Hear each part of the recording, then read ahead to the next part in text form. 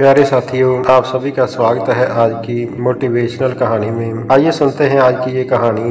गांव में एक रामू नाम का गरीब किसान रहता था। उसके पास थोड़ी सी जमीन थी और 2 बैल थे। घर की हालत ऐसी थी कि छप्पर से बरसात टपकती रहती थी। रोजी रोटी बड़ी ही मुश्किल से चलती थी, तो गाँव वाले अक्सर ही उसको ताने कसते थे। और रामू की ये आदत थी कि वो हार मानने का नाम ही नहीं लेता था। सुबह सूरज चढ़ने से पहले वो अपने खेत में पहुंच जाता। दिन भर वो अपना पसीना बहाता और शाम को हंसते हुए अपने घर की ओर लौट आता। एक साल गांव में अकाल पड़ गया। बारिश ना के बराबर हुई और सारी फसलें सूख गईं। किसान लोग मायूस होकर चौपाल में बैठे रहते थे। रामू भी दुखी था, मगर उसने अपनी हिम्मत नहीं छोड़ी। उसने बैलों को प्यार से थपथपाया और बोला कि मेहनत करेंगे तो रास्ता जरूर निकलेगा। लोग हंसते और कहते कि अरे भाई, सूखी जमीन में हल चलाने से क्या होगा। लेकिन रामू बस मुस्कुराता और अपने काम में जुट जाता। रामू ने अपने खेत में एक कोने में एक छोटा सा तालाब खोदना शुरू कर दिया। दिन में खेती करता और रात में कुंदाल से गड्ढा खोदता।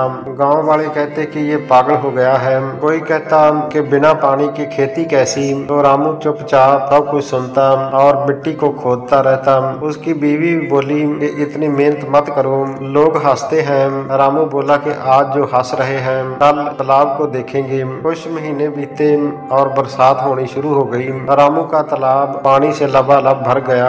लोग चकित रह गए कि रामू का पागलपन आज काम आ गया है। बाकी खेत तो सूखे पड़े थे, मगर रामू के पास पानी ही पानी था। उसने तालाब का पानी खेत में लगाया और हरी हरी सब्जियां बोई। हरी भरी सब्जियां लहलहा उठी और लोगों के घरों में भूख थी। रामू के घर में खुशहाली थी। सबको अब समझ में आ गया कि मेहनत कभी बेकार नहीं जाती है। धीरे धीरे लोग उसके पास आने लगे। कोई कहता कि रामू, हमें भी तालाब खोदना सिखाओ। तो कोई कहता कि तेरी मेहनत ने हमें एक रास्ता दिखाया है। रामू सबको हंसते हुए समझाता कि धीरज रखो, मेहनत करो। उसने गांव के बच्चों को भी पानी बचाने की शिक्षा दी। औरतें उसके खेत से सब्जियां लेने लगी। अब गांव में ये बात फैल गई कि रामू सबसे होशियार किसान है। रामू की मेहनत ने उसके बच्चों की पढ़ाई भी आगे बढ़ाई। तो पहले तो पैसे की तंगी से बच्चे स्कूल छोड़ देते थे, अब सब्जी बेचकर अच्छा पैसा आने लगा।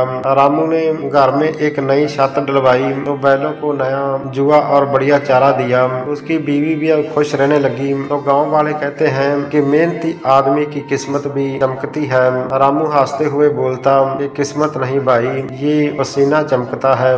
रामू ने गांव के चौपाल में एक सभा रखी, तो उसने सबको समझाया कि मित्रों, खेती में हिम्मत चाहिए। कभी हालात बिगड़ जाएं तो रोना मत, काम करना।